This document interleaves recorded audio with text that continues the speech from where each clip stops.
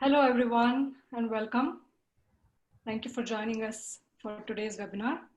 My name is Harshada Kulkarni, and I'm a Heartfulness meditation trainer and a practitioner. Today, we will be talking about how a possible approach of integrative medicine could help us cope up with the current situation. And for this, I would like to introduce you to our speakers, Mahesh Jayaraman and Dr. Lavanya V Karri. Mr. Mahesh Jayaraman is a co-founder of Cepalica, an online healthcare platform which focuses on reversing chronic health conditions through guidance on diet, lifestyle, and exercise, along with spreading awareness on the side effects of drugs. Mahesh is specialized in acupressure, herbals, and nutrition. He's also a traditional acupressure therapist and health counselor. Welcome, Mahesh. Thank you, Harshada. It's my pleasure. Introducing Dr. Lavanya. Dr. Lavanya V Karri is a family physician in Pittsburgh with over 21 years of experience. Dr. Lavanya graduated from Andhra Medical College in Visakha, India. Dr. Karri's medical philosophy is to treat the body, mind, and spirit, and to optimize health and well-being by using evidence-based medicine with integrative approaches. So welcome, Dr. Lavanya. Thank you so much. It's a pleasure to be with you today. Thank you. So thank you for taking time to talk about the essential elements of holistic healthcare. Thanks to both of you. To start with, I would like to ask you, Lavanya, if you could comment on how people with chronic health conditions, like type 2 diabetes, should take care. Are they at a higher risk, you think? So thank you so much, Harshada. I think it's a very apt topic for the current scenario that we are all placed in. And first of all, I would like to take a moment to really give my prayers, condolences to all the lives lost across the continents, across countries, cultures. The number of lives have lost to this pandemic, which we call COVID-19, and which has actually left us all in such a state where we are all contemplating, thinking about how can we improve outcomes, how can we make a change, how can we can deal with this battle. So my sincere condolences to all the lives lost and the families dealing with the grief. So today I think the topic that we've chosen is about how we can reduce the risk, improve outcomes, especially focusing on the chronic health conditions, namely what you've already mentioned, type 2 diabetes being one of them, and going over the data that we've already been observing across different countries, especially in China, America, UK, India, and other countries affected by this pandemic.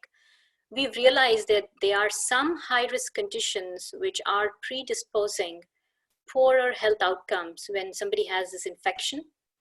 And I'll elaborate some of the conditions, first and foremost being lung conditions, where we talk about conditions like asthma, COPD or chronic obstructive lung disease, and conditions like cardiovascular disease, which encompasses the conditions that we're talking about, which is the risk factors of diabetes, hypertension, cardiac rhythm problems, which we call arrhythmias, and of course, other kidney diseases, liver diseases,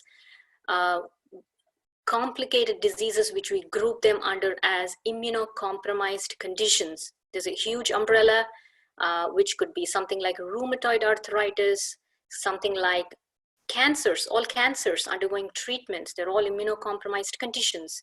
That's a huge umbrella of conditions. And of course, we unfortunately have seen data that the higher the age above 65 has been another risk factor, that predisposes to poorer health outcomes. So today we'll spend a little bit of time talking about different integrative approaches. I think me and Mahesh have some strategies, and we'll discuss briefly on, try to elaborate on some of the important areas.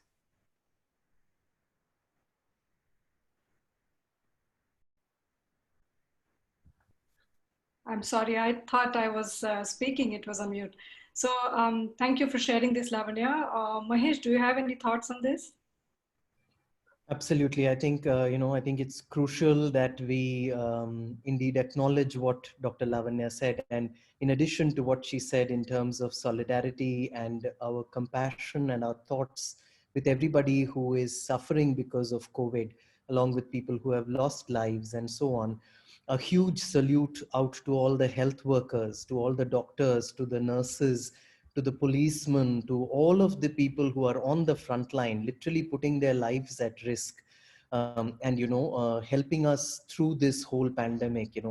I don't think words will be enough for any of us, because we're all safe. We are all saying, oh my God, we are confined to our homes. But I think it's the least of our worries, given that most governments are doing what they can to ensure essential supplies. A huge a salute goes to those who willingly go out and do their duty and put their lives at risk for us. So that's another big aspect of this. And I think very crucially what Lavanya said, in addition to that, I feel that given that most countries now face a huge chronic disease burden, it's growing year on year. We know that infectious diseases like corona itself is actually more of an exception than the rule. And the burden of chronic diseases has been going up hugely over the last couple of decades as lifestyle diseases take over from infectious diseases. As we improve overall hygiene and development ensures that people aren't getting unhygienic conditions where infectious diseases can go about. At the same time, the lifestyles that we are living, the sorts of processed foods we're exposed to, the pesticides, the way in which we are treating nature, and the sheer stressful nature of our jobs, all of that is ensuring that most of us have some form of chronic disease, either detected or not. It could be in the early stages, like a pre-diabetes or an insulin resistance, which isn't full-blown diabetes, but it still compromises your immune system.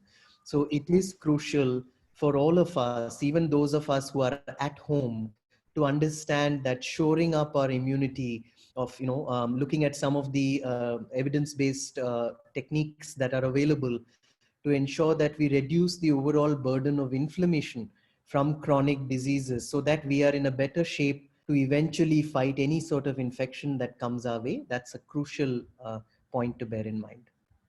Yes, and I was thinking, like Lavanya, you said, you use this word called immunocompromised situation. We are in this immunocompromised situation. So, what are some of the comorbidities that can flare up in these times? Can you comment Yeah. on? So yeah, that's really how we look at the conditions that are the risk factors, which put you at higher risk. What we've been noticing is that in infections like COVID, they start off like a mild respiratory infection, and you develop common symptoms which are similar to like any flu, common cold that you have. But unfortunately, they progress to the next stages, which are the ones that we're really worried about. The first stage is where it enters the lungs, and it causes what is called as the pulmonary phase, where you have pneumonias, chest symptoms, breathing difficulties, chest pain. And that is the phase that, when people start getting really, really sick.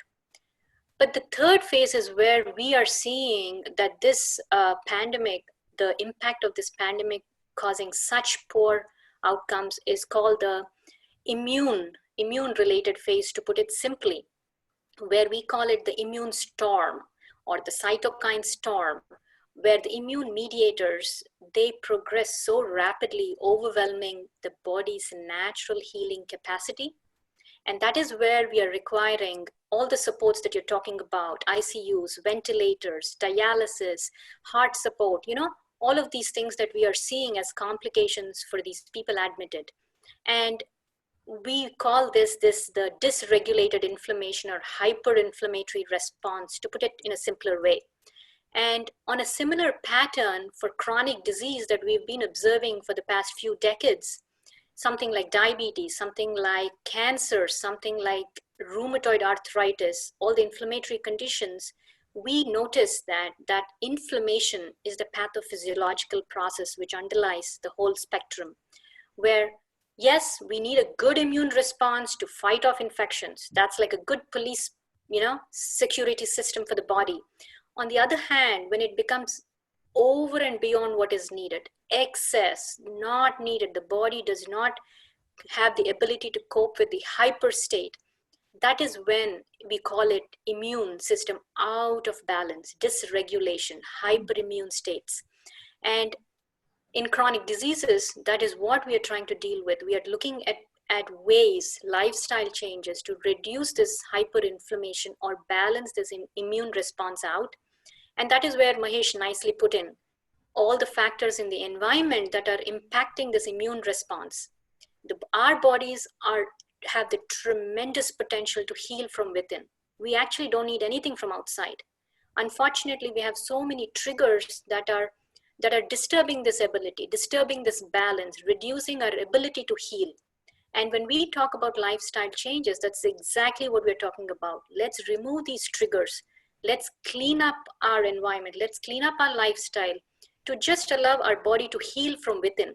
And lo, behold, surprise, we will heal. Bodies do heal. We don't have to do much. Unfortunately, you feel that, hey, the doctors have a magic pill, magic wand to, clean this away. But it is all in our hands. When you go out, you look at your environment, you clean up your lifestyle, you can do a lot. And that is what is a similar pattern that we've been seeing with this pandemic and the chronic disease pattern. And I think that is what we want to go over today in this talk. Sure. And like you mentioned, there are these factors, there are these triggers which are causing some kind of fear, right? I mean, how do we get rid of this fear? Are there any common possibilities, solutions, any remedies that we have?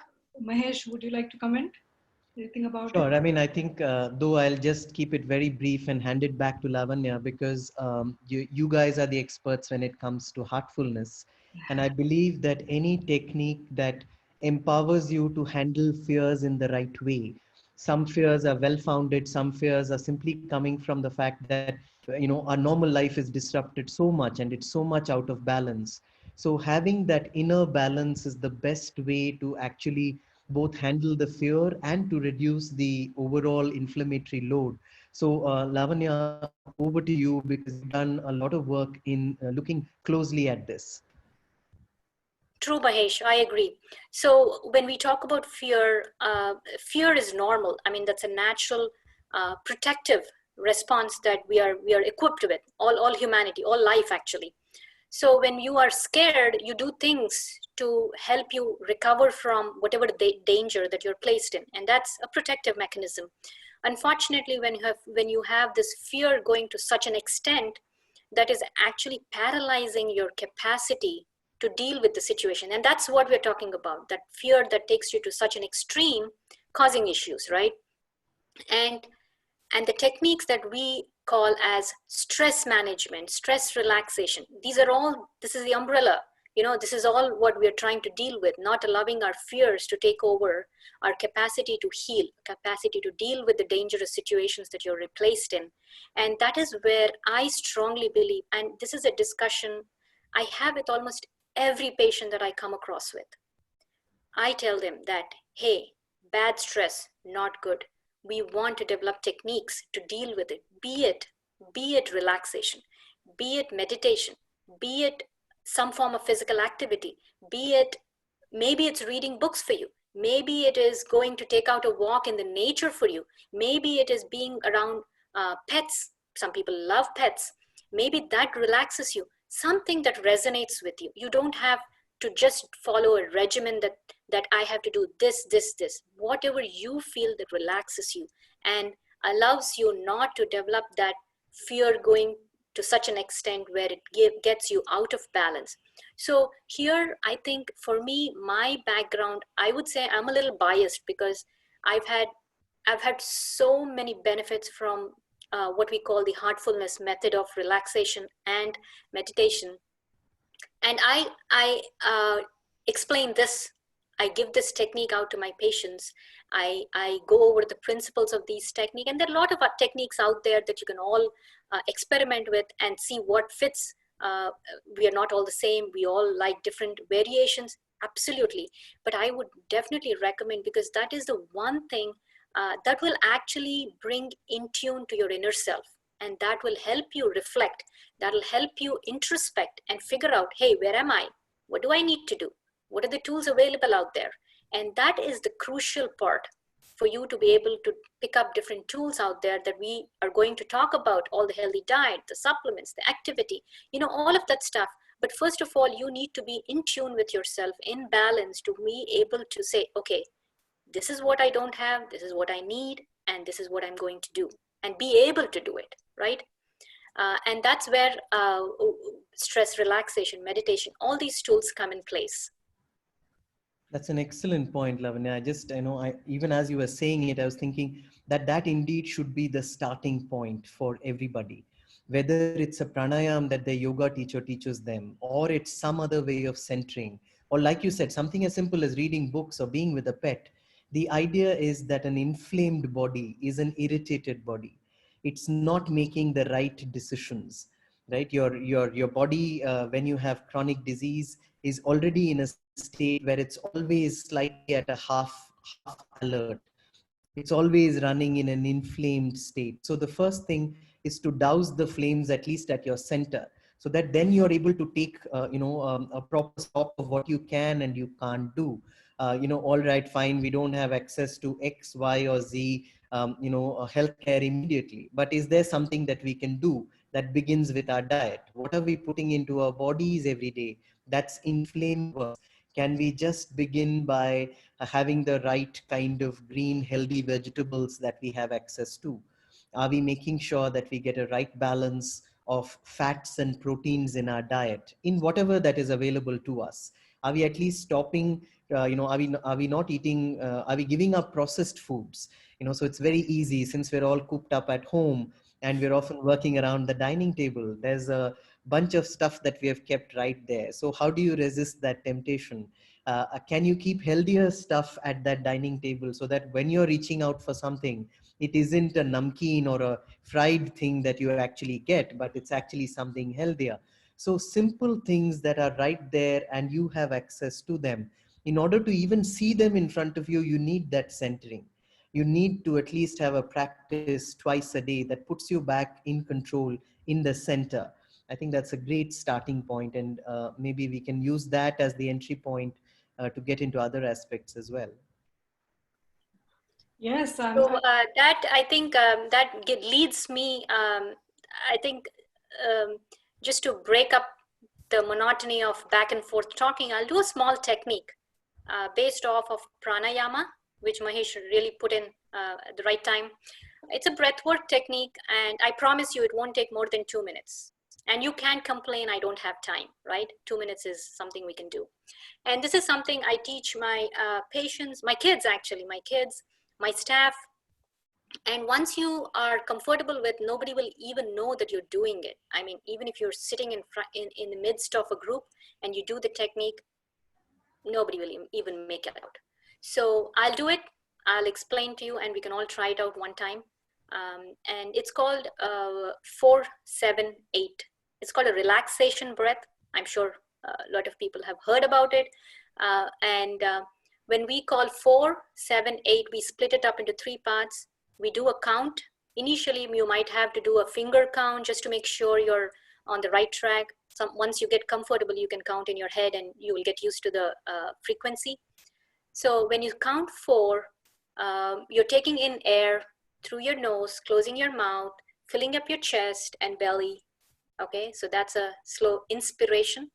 And then when you count 7, the next 7 part, you just hold it in there, stable. And then when you count 8, you slowly breathe this inhaled air out through your mouth, keeping relaxed posture, and all through 8 in a steady manner. And that's called 1 cycle, right? And you can do this sitting comfortable in a chair with the back support. You don't want to do it when you're standing and running around or driving in a car. That's sometimes not the best posture to do it. So you can do it. And then it's recommended you do 4 cycles at a time, like 4 times. And that's less than 2 minutes. And in between each cycle, you don't have to take a real break. You just pause and take a deep breath again. Okay, so that's it, 4 times. And you can start off comfortable whenever you're at home, try it out few times, and try it out, like for example, the way I do it is sometimes in the afternoon at 2 o'clock, like I'm in the middle of the day, I'm ready to get tired, I'm exhausted, but I still have another 3 hours I still have to go to, and I'm looking at that, should I have another coffee, should I have another tea, you know, I'm really craving for that, but I don't want to really go for it. So I said, okay, let me just pause, take a break, sit 5 minutes, do my breath work technique, and it helps. It helps you stay away from the coffee, it helps you drive and push, you know, for the additional hours that you have to go through. So something like that you can relate with your lifestyle and see how you can put it to use. So I'll do it the first time, okay? I hope you can all see, and I'll just count my fingers from here so that you know I'm counting, okay? In, hold,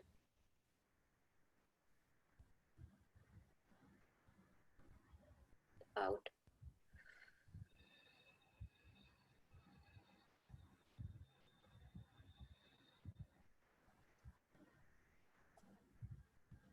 that's it, okay? That's 1 cycle. And if you want, we can all do it together. Sure. And you can, You know, 4, 7, 8. And, you know, okay, let's start. In, hold,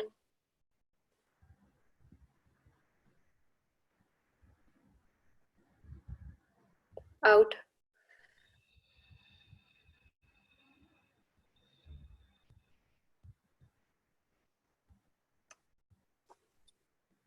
easy. Awesome.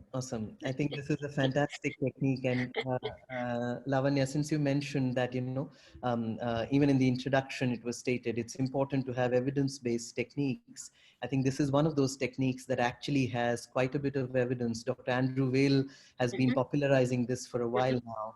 And this breath method actually helps to balance the 2 sides of the nervous system and put you into a lot calmer state, as it's been, you know, proven in the research as well. For everybody who's in the audience might have a left-brained approach to this. Yes, there is evidence that it actually works.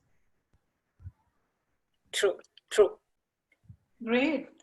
Thank you, Lavanya, for showing us the simplest technique. You know, I just by doing it once, it makes me feel so good. I'm just wondering how calmer I would be, you know, after doing it for, like you said, 4 or 5 times, or how many times? About Not more than 3 to 4 times at a time. Not more than 3 to 4 times. Okay. That's good enough. So we spoke about diet. We spoke about, you know, how to really take care of ourselves in terms of the inner balance. What about sleep? Do you feel that the quality of sleep matters? Do you have any thoughts about it? Yeah, sleep and stress are very, very closely interrelated. And sleep by itself, when people say I have a sleep disorder or a problem, it's never that there is a disease with just sleep. It is the manifestation of something else that is resulting in a poor quality of sleep. And fortunately, these days, you have all sorts of apps that you can have on your phone that check your quality of sleep. You can wear these hand gadgets, Fitbits, Apple phones, you know, you name it. And the morning you get up, you know, oh, I didn't sleep good, you know. So, and usually when we go back, I talk to patients, we always come up with the barriers, that's what we call, that barriers that are preventing you from having a good quality sleep. And of course, it varies from person to person, the state of your body, the type of conditions that you're in. For example, children need a little bit more. Women who are, you know, in their childbearing age, their requirements are different. Aging population, their requirements. So there is no such thing. Usually I'm asked this question, how many hours is a good night's sleep? Unfortunately, I don't think there's a magic number out there. Some people do really well with just 5 hours of good quality sleep. They don't need more. And sometimes I fight with them, and I've learned it the hard way that if I have them sleep a couple of hours more, they're actually more groggy, more fatigued, and their functionality goes down. And that's how we've learned, medical professionals, we've learned, let's go back. No, that doesn't work. We cannot just say 8 hours universally for everybody. So I think, again, as I said, the mantra for today, introspect, reflect, and observe yourself. How many hours of sleep are you needing to have a productive, good quality day ahead of you? And that's usually what we also learn during our meditation training, heartfulness training. We normally don't assess what happens much during that session. We always look at the results of the meditation. How did your day go? How was your day after you've done your morning meditation?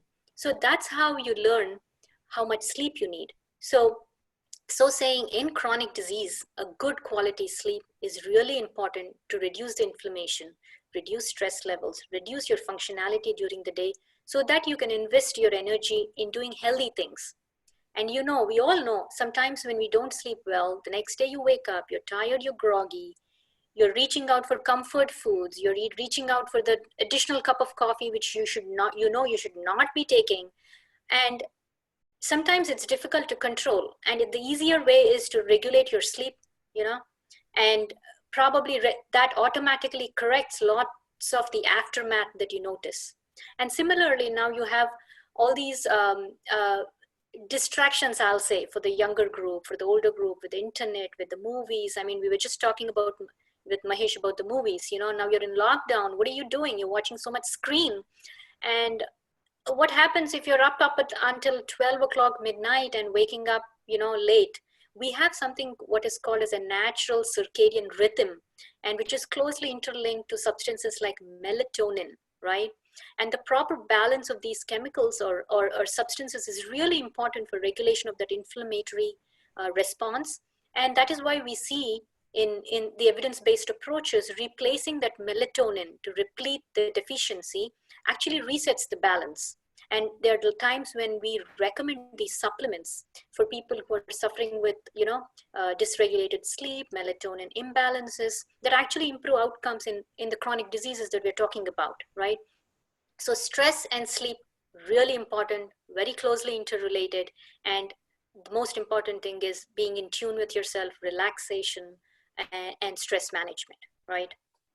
Yeah, Sure. that said, I think as far as sleep is concerned, we have seen certain basic things that work for everybody. So again, for an audience which wants takeaways, so simple things that, yes, there is some evidence to it, but also what your grandmothers have been telling you, and things that can generally do no harm. So for example, switching off screens which give out blue light 2 hours before you get into bed is simple enough. All of us are forced to work from home, which means the laptop or the phone travels with us to our bed as well. And that is certainly something that tells your brain, hey, we need to be awake. It's not that the iPad's going to sing you a lullaby.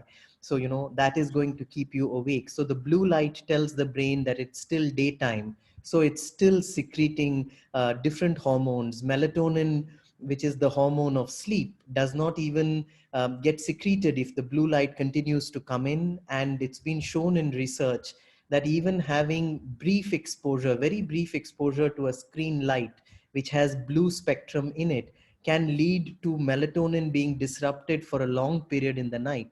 So not only are you not able to sleep, and like doctor said, so it's not just that the melatonin is important for sleep. The same melatonin plays a huge role in reducing inflammation. So some of the doctors are even looking at supplementing melatonin for patients who are suffering from corona. So we know that there is a large, a big involvement of hormonal regulation when it comes to reducing inflammation.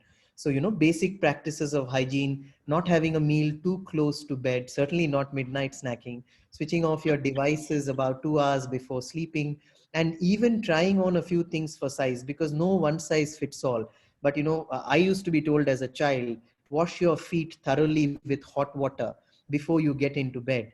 And while, there is still, we're still waiting for research that proves this one way or the other. But it has been said that the way it works is that when we sleep, our core body temperature needs to go down. And one way to ensure that that goes down is that when you make the extremities hot, then the entire reaction throughout the body is that your core temperature comes down. So some of these simple sleep hygiene techniques, which we have practiced for centuries through Ayurveda and just simple common sense, these can also be a big thing for people to practice during lockdown. Oh, wonderful. So many practical tips. Thank you, Mahesh, for sharing these. And, in the interest of time, I was just thinking I would ask you one last question. What is the number one key takeaway, or what is number one way we can make, with which we can make a substantial difference in our lifestyle, given this current situation? Yeah, Harshada, that's a difficult question, but we'll try to put all of this information that we have to one-liners, right? So I think if you have to take home one point, I think it's a time of reflection for everybody. I don't think one answer fits everybody. So I think it's a time of reflection and introspection, being in tune with yourself. This is a wonderful opportunity. You're at home. I'm sure we are all struggling with different issues, be it financial, be it lack of resources, worry, stress about family, loved ones. But I think it's a time to see, hey, where are we in terms of our lifestyle, in terms of our disease pattern, in terms of our ability to help our bodies heal, and see how we can make changes. For example, be it simple things like diet, like eating close to nature, eating fresh fruits and vegetables, eating healthy nuts and oils, staying away from processed refined foods, and hydration, of course. All the basic principles of a healthy diet. I'm sure we can talk at length about numbers like calories, glycemic index, carbohydrate, fat, and protein ratios.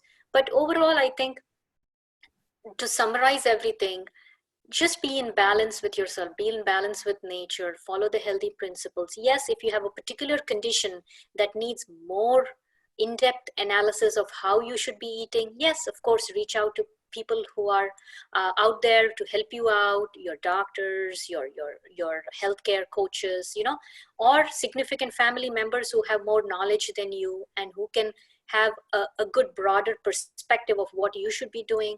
Yeah, just choose this time to do that. And if you are in the phase of, hey, this stress, this sleep, I do have issues, and I would like to prevent them, reduce my inflammation, just experiment with techniques. There are beautiful techniques out there, not very difficult. Even for beginners, you can get started. As my trainer, my teacher, spiritual teacher, Kamlesh Daji, has always said, start with few minutes. I mean, don't feel obliged that you have to commit, like, I'm going to do 1 hour in the morning, no. You just start with 5 minutes, whatever you can, and experiment and build up on those experiences. So use this wonderful time to experiment out and figure out what works for you. And that way you can develop a healthy routine for you and for your family. I mean, you can all do it together. You're all home now, and I'm sure you'll be a good role model. If I'm talking from a mom's perspective, if I do something healthy, my kids initially, they do make fun of me, they do criticize me, but then slowly they see the benefits and they see how I am, and then they slowly start copying me. So it is good to be a role model that way. To put forth things, and of course, people you come across, you touch their lives, just stress on these factors. So I will say, retrospect, reflect yourself, in tune with yourself, try out these techniques, different healthy techniques, to reduce all the bad outcomes that we are talking about. Yeah, I mean, I would second everything that Dr. Lavanya has said. And crucial, I think, if I had to divide my takeaway message, I'm a little greedy, so I'll give it for just two cohorts. One, I will say, are the people who are actually suffering from chronic diseases. Treat this time as your time. Each of us should think of it as a me time, to take a close look at why we have those conditions. I don't mean to, in some karmic sense say, oh my God, I must have done something in a last life. No, no, not at all. There is a lifestyle component. That's why these are called lifestyle diseases.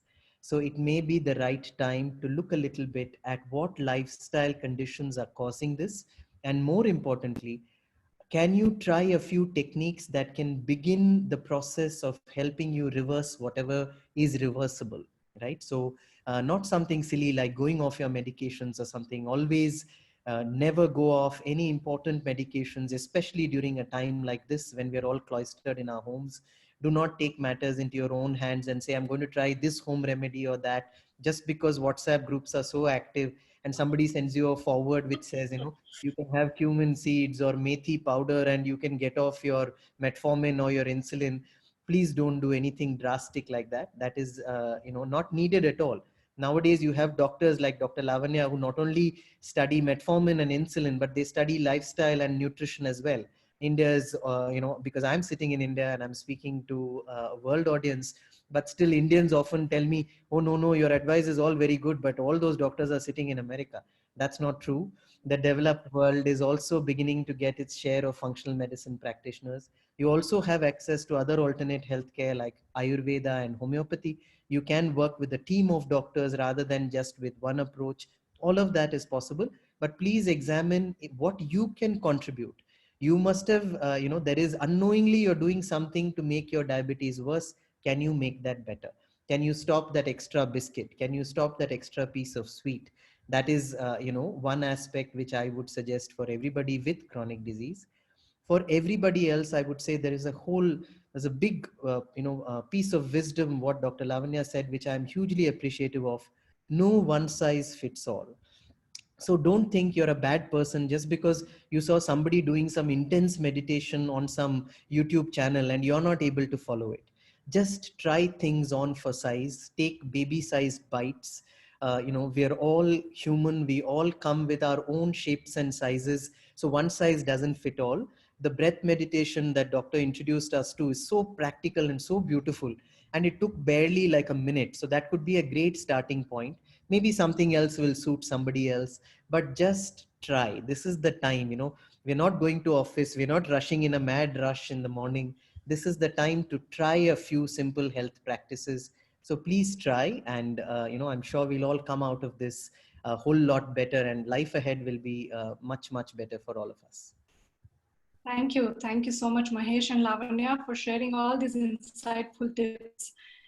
Even though I would love to continue asking these questions and continue the discussion, because what you have been giving as practical tips are very useful, and I'm definitely going to practice some of them starting tonight. I was just wondering if we could possibly let our audience now give time to digest this information, and if we could give the taste of heartfulness relaxation to them. Would you like that, Mahesh? Sure. And Lavanya, would you like to over? Sure, Harshada. I think being part of Heartfulness, we have simple techniques which are really convenient, easy. You can practice them practically wherever you are. And you can start off with these techniques. And then you can probably look into how much you can spend more time and how you can deepen your practice based on your convenience and comfort. So today I'll probably walk you through what is called as a technique called heartfulness relaxation. This is it's very close to me because it's derived from what is called as a complementary technique from what is called as progressive muscle relaxation. It's a muscular relaxation. To put it in the scientific manner, I mean, that's how it is derived from. But it is a very simple technique, and I'll walk you through that. And it's also found online, so you can access it. It's free of charge. You can always access it whenever you want. So I will give you the prompts. It won't take more than 7 or 8 minutes, and then you can experiment it out.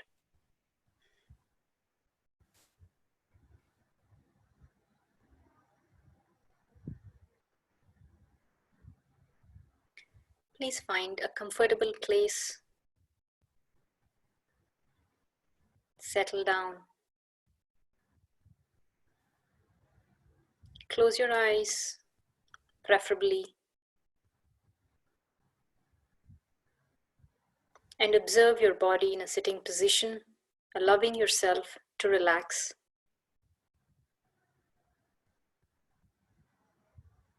Please begin with your feet and toes. Allow them to wiggle a bit. Feel the energy moving down from under your feet into your legs, into your body. Allowing your feet to relax.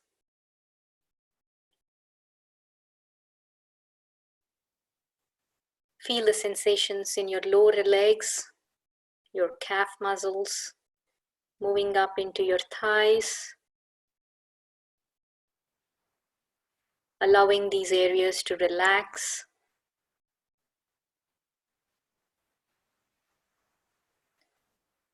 Gently move up into your lower spine. Slowly up into your back, up into your mid-back and upper back muscles, allowing your spine to relax. Paying attention to your chest and abdomen as you breathe in and out in a slow manner, allowing your chest and abdomen to relax.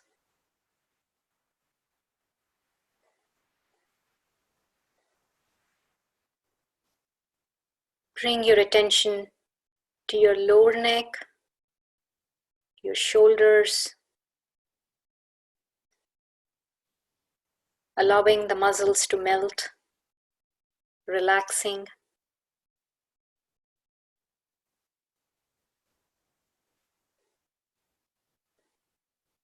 Allow the relaxation to flow down into your upper arms, your elbows, forearms, and into your hands and fingers. Allowing your arms to relax completely.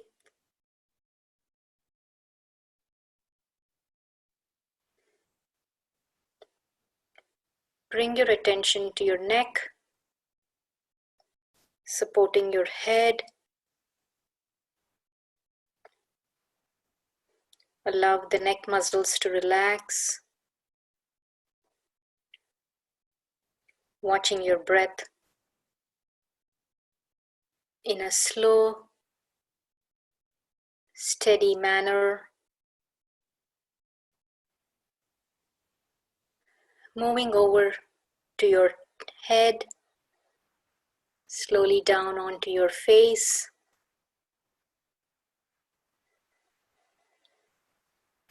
Paying attention to your eyes, your facial muscles.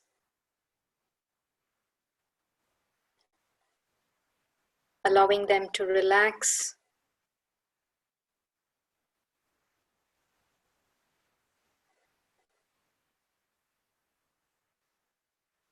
Moving down slowly into your heart.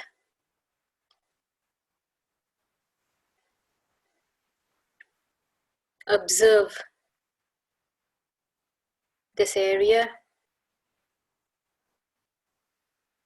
Whole body is relaxed. Your breath is moving in a slow, steady manner, relaxing.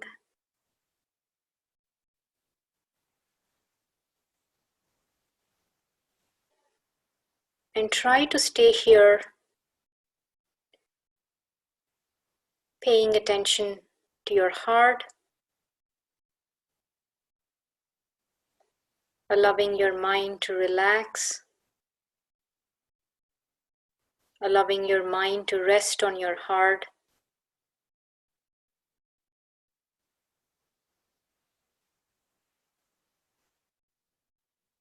allowing the whole relaxation, allowing you to relax and stay in this position.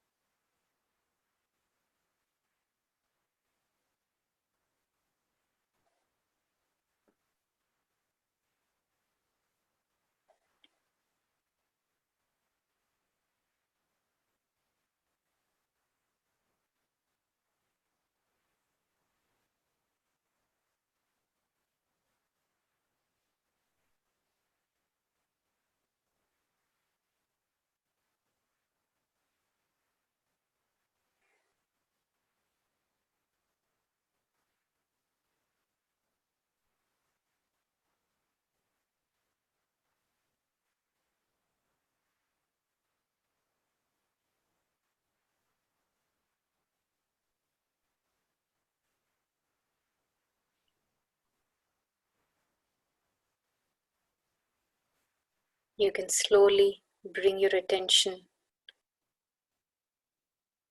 back and open your eyes gently whenever you're ready.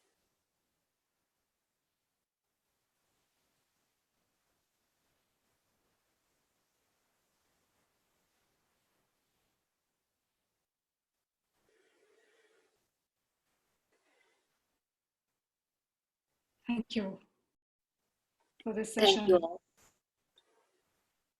I would really like to thank you both once again for your time.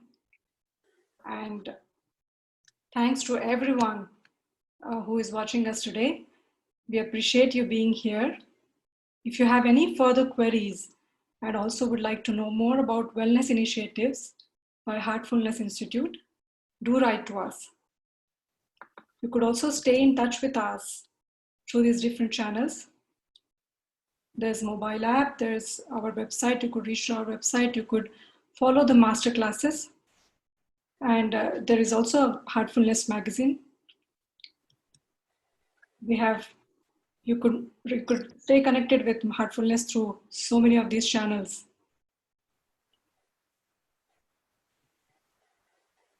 During this COVID-19 situation, these are some of the ways in which Heartfulness is contributing towards the society. You could find out about them. And please stay tuned for our next webinar on sleep by Dr. Jay Thimapuram and Dr. Ramanathan. Thank you so much. Thanks, Mahesh. Thanks, Lavanya. Thank you, Harshada. Thank you, Mahesh. And thank you for the Heartfulness team for this wonderful opportunity. Thank you and have a nice day ahead. Thank you. Thank you.